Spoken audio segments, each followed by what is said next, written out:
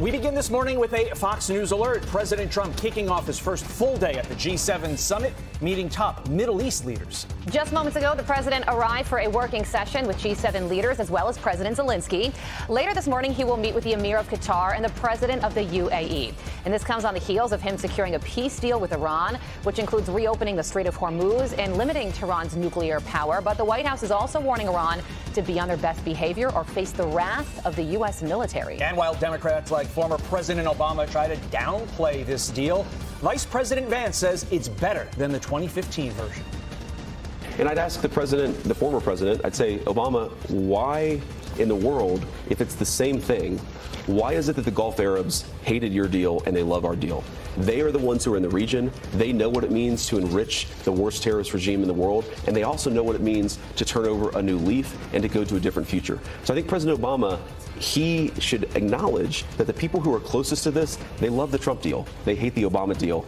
And here we go. You're watching Fox and Friends First, special 4 a.m. edition here on your Tuesday. I'm Todd Pyron. And I'm Carly Shimkus-Treyinks is live in Tel Aviv as the Middle East reacts to this memorandum of understanding with Iran. But we begin with Aisha Hasni, who is with the president at the G7 summit in France. Hi, Aisha. Good morning to you.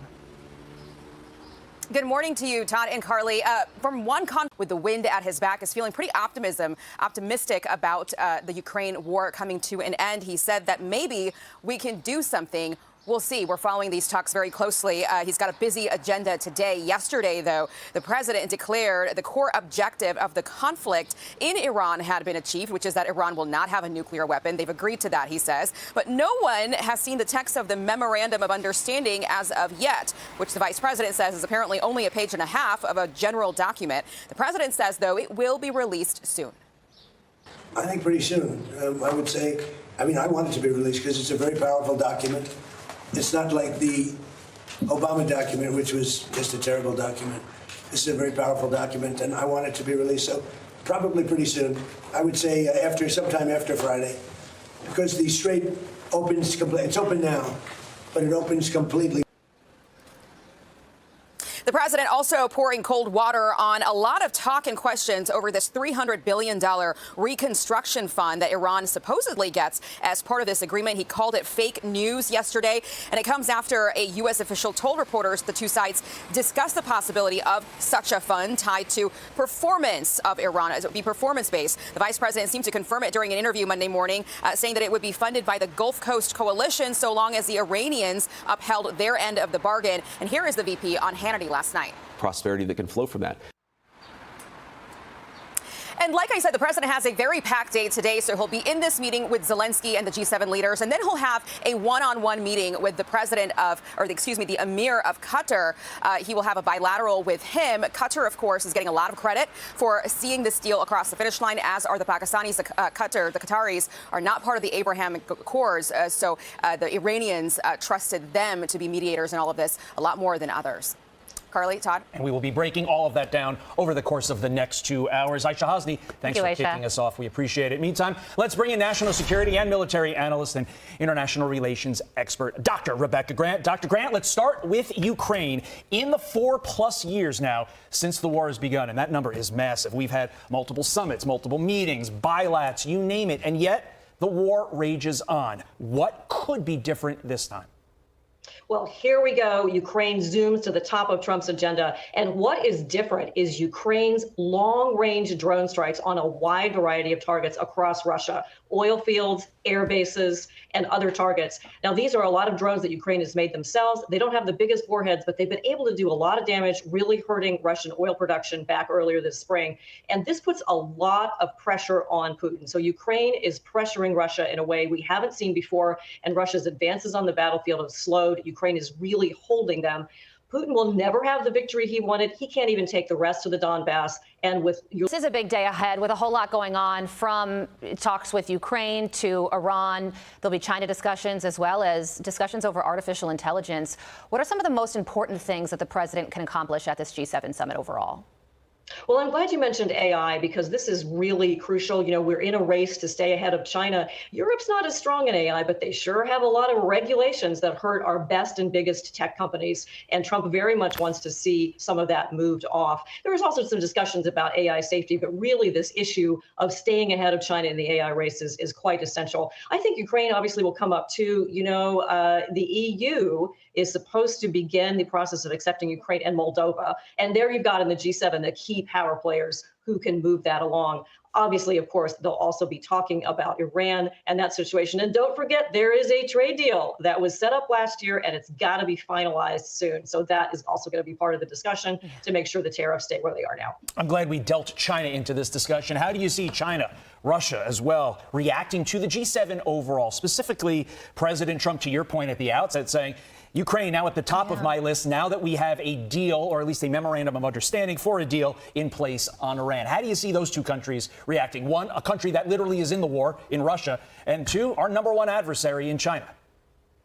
Well, this G7 so beautifully set up in France with the world leaders, a lot of great visuals, and that is a direct message to China got thrown out. So I think it's also a clear message to Russia. Russia increasingly dependent on China, not just for oil purchases, but for their electronics, their e-commerce, such integration of those two economies. But the real power players are still here in the G7, led, of course, by the U.S. and President Trump. Yeah, and thinking about the participants in this G7 summit, the president has, outside of the leader of Japan, tangled with just about all of them, whether it's over their reaction to the war in Iran or the president views as mismanagement of a trade relationship between their country and the United States. So you have to wonder how these discussions will go today, what the tone and the mood will be between President Trump and these other leaders.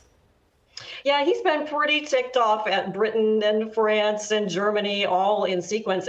But, you know, he's expressed that, he's had that out. I think that now that this Iran MOU is very close and that he is turning towards the issue of Ukraine and Russia again, I think Trump is going to be magnanimous. Now, he'll still call them out. We're still expecting many of these countries to increase their defense spending. But he realizes, too, that the Russian threat and their militarization has really freaked out Europe. There's a lot of gray zone, cyber, and other type of conflict going on that Russia is generating into the European sphere. And this is something where we need this group and NATO to hold together firmly. And I got to say, Japan's prime minister, she has been amazing in standing up to China and getting Japan more ready to face that threat. What a great ally she is. But despite that, Rebecca, there seems to be concern among the European leaders that when push comes to shove, President Trump is going to pressure Ukraine into territorial concessions. Ready to take a territorial concession, leaving some Russians in place. I don't want to see a single Russian on any Ukrainian territory, to include Crimea, but that is where we left the discussions last. Now, with Ukraine's battlefield momentum, perhaps that can change, but the idea is take the good part of Ukraine that you've got, give them a solid economic future, EU integration, U.S. security guarantees, the minerals deal, remember all that, and give a Ukraine a viable future going forward. That is President Trump's number one priority. Well, it is 10 o'clock in the morning in France. The president. Developments. Acquisition of Roku. Fox Corporation has entered into an agreement to acquire the streaming platform Roku for approximately $22 billion in a cash and stock deal. The acquisition is intended to expand Fox's reach in the streaming space and improve its advertising and distribution capabilities for its live news and sports content. The deal is expected to close in the first half of 2027. Core services and programming. Broadcasting. Fox News provides 24/7 news coverage, political analysis, and commentary.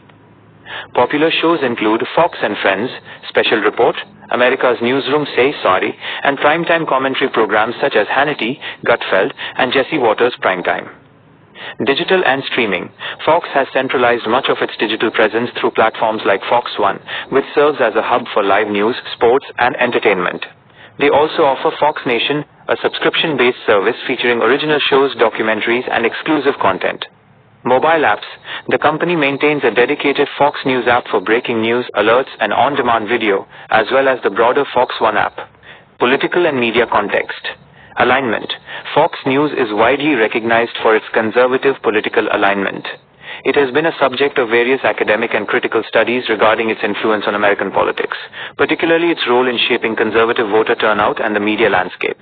Public reception. While it consistently ranks as one of the most watched cable news networks in the United States, it has also faced scrutiny and criticism from various observers and researchers regarding its reporting practices and bias.